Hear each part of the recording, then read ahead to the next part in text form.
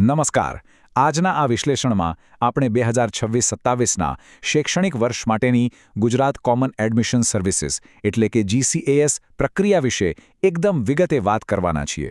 જુઓ, આ multi round પ્રક્રિયા કોઈ સામાન્ય વાત નથી હો. આને એક રમતની જેમ સમજી શકાય, જેના પોતાના ચોક્કસ નિયમો છે. અને જો આ ગેમ પ્લાન સમજી લીધો ને તો સમજો એડમિશન પાક્કું. તો ચાલો આજે આ આખી સિસ્ટમને ડીકોડ કરીએ. હવે સૌથી મોટો સવાલ એ છે કે હાઈસ્કૂલ પાસ કર્યા પછી વિદ્યાર્થી અને તેની ડ્રીમ કોલેજ વચ્ચે કઈ વસ્તુ દિવાલ બનીને ઊભી હોય છે? માર્ક્સ? કદાચ. પણ ખરેખર તો વહીવટી નિયમો, ફોર્મ ભરવાની અટપટી પ્રક્રિયાઓ અને પેલી કડક ડેડલાઇન. ઘણીવાર તો આ જ વસ્તુઓ સૌથી મોટો અવરોધ બની જાય છે. પણ ગભરાવાની જરૂર નથી. સાચી વ્યૂહરચના સાથે આ અવરોધો આસાનીથી પાર કરી શકાય છે. આખી પ્રોસેસનો પાયો આ સત્તાવાર ટાઈમ ટેબલ પર ટકેલો છે. ગુજરાત સરકારના શિક્ષણ વિભાગ દ્વારા બહાર પાડવામાં આવેલ આ એ જ માર્ગદર્શિકા છે જે નક્કી કરે છે કે ક્યારે, ક્યાં અને કયું પગલું ભરવાનું છે. આ નિયમોનું પાલન કરવું એ માત્ર જરૂરી નથી પણ અતિ આવશ્યક છે. જો આ ટાઈમલાઈન ચૂકી ગયા તો સમજો બધું જ ગયું. આજની ચર્ચાનો એજન્ડા એકદમ ક્લિયર છે. 1. આપણે આખો રોડમેપ જોઈશું. 2. રજિસ્ટ્રેશન અને કોલેજની પસંદગીઓ કેવી રીતે સેટ કરવી તે સમજીશું. 3. સૌથી કન્ફ્યુઝિંગ એવા કન્સેન્ટ નિયમ વિશે વાત કરીશું. 4. કેટલાક વાસ્તવિક ઉદાહરણો જોઈશું. અને 5. સૌથી અગત્યના નિયમો અને ફી. બસ આટલું જ સમજી લીધું એટલે બધી જ મૂંઝવણ દૂર. તો ચાલો સેક્શન 1 એટલે કે ધ રોડ મેપ તરફ આગળ વધીએ. અહીં આપણે જોઈશું કે મે મહિનાથી લઈને જૂન સુધીની આખી પ્રવેશ યાત્રાનું ટાઈમ ટેબલ કેવી રીતે ગોઠવાયેલું છે.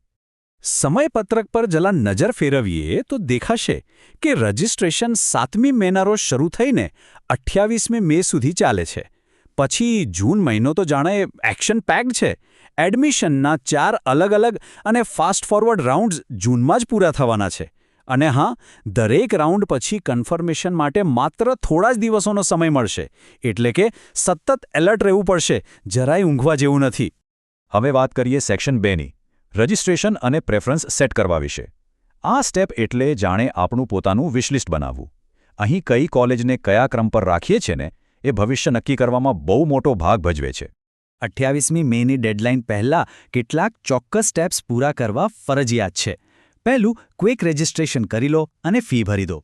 બીજું, બધી શૈક્ષણિક વિગતો ભરો અને કોલેજોનો ક્રમ ગોઠવો. અને છેલ્લે, ડોક્યુમેન્ટ્સ અપલોડ કરીને ફોર્મ સબમિટ કરો. અરે હા, એક વાત ખાસ યાદ રાખવાની છે. જો ફોર્મમાં પાછળથી કોઈ પણ એડિટિંગ કર્યું તો તેને ફરીથી સબમિટ કરવું જ પડશે. નહીંતર એ ફોર્મ માન્ય જ નહીં ગણાય. સૌથી ક્રુશિયલ પોઈન્ટ આ છે. કોલેજની પસંદગીનો ક્રમ બહુ જ ધ્યાનથી ગોઠવવાનો છે. ધોરણ 12ના માર્ક્સ અને કોલેજના પોતાના નિયમો ધ્યાનમાં રાખીને જ આ કામ કરવું. ફાયદો એ છે કે એક જ એપ્લિકેશનથી ઘણી બધી કોલેજો પસંદ કરી શકાય છે. પણ ટ્વિસ્ટ શું છે ખબર છે? જો કોઈ એક પસંદ કરેલી કોલેજનું એડમિશન કન્ફર્મ થઈ ગયું તો તેનાથી નીચેના ક્રમની બધી જ કોલેજો આવનારા રાઉન્ડ્સ માટે કાયમ માટે ડીએક્ટિવેટ થઈ જશે. અહીં જરા રોકાઈએ અને થોડું ધ્યાનથી સમજીએ, કારણ કે આખા GCAS પોર્ટલની સૌથી અગત્યની અને ટેકનિકલ વાત હવે આવે છે. સેક્શન 3 કન્સેન્ટ એટલે કે સંમતિનો નિયમ. આને એકદમ ગોલ્ડન રૂલ કહી શકાય. જો ડેશબોર્ડ પર કન્સેન્ટ એટલે કે સંમતિ આપવાનું બટન ક્લિક કરવાનું ભૂલાઈ ગયું તો સિસ્ટમને સીધો એવો મેસેજ જાય છે કે ભાઈ હવે આમને કોઈ નવા કે સારા ઓપ્શનની જરૂર નથી.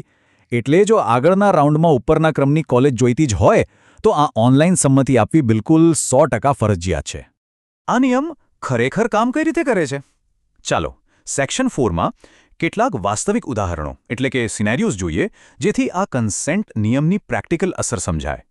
એક નાનકડી ભૂલ કેટલું મોટું નુકસાન કરાવી શકે છે એ આ બંને સ્થિતિઓ જોતા સમજાશે. સિનારિયો 1માં એડમિશન સ્વીકારવામાં આવે છે અને સાથે સાથે ઓનલાઈન સંમતિ પણ આપવામાં આવે છે. પરિણામ, રાઉન્ડ 2માં અપગ્રેડ માટે એલિજિબલ. પણ સિનારિયો 2 જુઓ. એડમિશન તો લીધું પણ પેલી સંમતિ આપવાનું ભૂલી ગયા. પરિણામ શું આવ્યું? સિસ્ટમે સીટ ફ્રીઝ કરી દીધી અને રાઉન્ડ 2માં કોઈ જ અપગ્રેડ નહીં. ટોપ ચોઇસ કોલેજોમાંથી સીધી જ બાદબાકી. હવે જેઓ એકદમ સ્માર્ટ પ્લે કરે છે અને જેમને સિનેરિયો 1 પ્રમાણે રાઉન્ડ 2માં પોતાની મનપસંદ કોલેજ મળી જાય છે તેમના માટે પણ એક નાનું કામ બાકી રહે છે. નવી સીટ કન્ફર્મ કરતા પહેલાં તેમણે પોર્ટલ પર આવતા OTP દ્વારા પોતાની જૂની રાઉન્ડ 1ની સીટ કેન્સલ કરવી જ પડશે. જૂની સીટ કેન્સલ થશે તો જ નવી સીટ મળશે. સમજી ગયા ને? ક્યારેક એવું પણ બને કે જે કોલેજ મળી હોય એમાં બિલકુલ એડમિશન જોઈતું જ ના હોય. સિનારિયો 3માં ઓફરને પૂરેપૂરી રિજેક્ટ કરવાની વાત છે. હા, આનાથી હાલની સીટ તો જતી રહેશે, પણ એકદમ બહાર નથી નીકળી જવાનું. આગલા રાઉન્ડમાં વધુ સારી કોલેજ માટે હરીફાઈમાં ટકી રહેવા માટે પોર્ટલ પર લોગિન કરીને સિસ્ટમને જણાવવું પડશે કે હજી વધુ સારી પસંદગીની રાહ જોવાઈ રહી છે. અને હવે છેલ્લે સેક્શન 5 અગત્યના નિયમો અને ફી વિશે વાત કરીએ. આ એવા કડક નિયમો છે જે જાણવા બહુ જ જરૂરી છે, જેથી કોઈ સામાન્ય ટેકનિકલ ખામીને લીધે આખી અરજી રદ ન થઈ જાય. એડમિશન કન્ફર્મ થાય એટલે બસ વાત પૂરી નથી થઈ જતી. કોલેજમાં રૂબરૂ જઈને અસલ ડોક્યુમેન્ટ્સ વેરીફાઈ કરાવવા પડે છે. અને અહીં એક બહુ સામાન્ય ભૂલ થતી હોય છે. માની લો કે માર્કશીટમાં ખાલી ગ્રેડ જ આપેલા છે અને તેની સાથે કન્વર્ઝન સર્ટિફિકેટ એટલે કે માર્ક્સ કે ટકાવારી દર્શાવતું સર્ટિફિકેટ અપલોડ કરવાનું ભૂલી ગયા, તો આખી પ્રોસેસ ત્યાં જ અટકી જશે. બીજું, રજિસ્ટ્રેશન ફી નોન રિફંડેબલ છે. બિન અનામત માટે ₹300 અને અન્ય કેટેગરી માટે ₹150. આ ફી પાછી મળવાની નથી. જો કટ ઓફ કે કોલેજની વિગતો વિશે હજી પણ કોઈ કન્ફ્યુઝન હોય તો કોઈ ચિંતાની વાત નથી. આ નવો AI એજન્ટ ફોન નંબર નોંધી લો, +91 7969 799 680. આ નંબર પર ડાયરેક્ટ એક ચેટબોટ સાથે વાત થઈ શકશે, જે કોઈપણ સવાલના ઇન્સ્ટન્ટ જવાબ આપવા માટે જ બનાવવામાં આવ્યો છે. આ એક વાત મગજમાં બરાબર ફિટ કરી લેવા જેવી છે. રજિસ્ટ્રેશનની શરૂઆતમાં જે કેટેગરી પસંદ કરો છો, જેમ કે SC, ST, SEBC કે EWS, અને જે ફોર્મનો પ્રકાર નક્કી કરો છો, એ આખી એડમિશન પ્રોસેસ દરમિયાન ક્યારેય બદલી શકાશે નહીં. એટલે આ પસંદગી કરતી વખતે પૂરેપૂરી કાળજી રાખવી. તો આ બધી વહીવટી બારીકીઓ સમજ્યા પછી હવે એ સ્પષ્ટ છે કે આ એકદમ ટેન્શનવાળી પ્રક્રિયાને એક માસ્ટર પ્લાનથી આરામથી જીતી શકાય છે. પોર્ટલ પર તે પહેલી ક્લિક કરતા પહેલાં આ બધી બાબતો પર વિચાર કરવો બહુ જ જરૂરી છે. હવે સવાલ એ છે કે શું કોઈ નાની ટેકનિકલ ભૂલને કારણે કોઈ હોશિયાર વિદ્યાર્થી પોતાની ડ્રીમ સીટ ગુમાવશે કે પછી આ બધા નિયમોને સમજીને પોતાની સીટ કન્ફર્મ કરશે? મને ખાતરી છે કે આ વિશ્લેષણ પછી દરેક અરજદાર બિલકુલ તૈયાર હશે. આખી પ્રક્રિયામાં સફળતા મળે તેવી ખૂબ ખૂબ શુભેચ્છાઓ.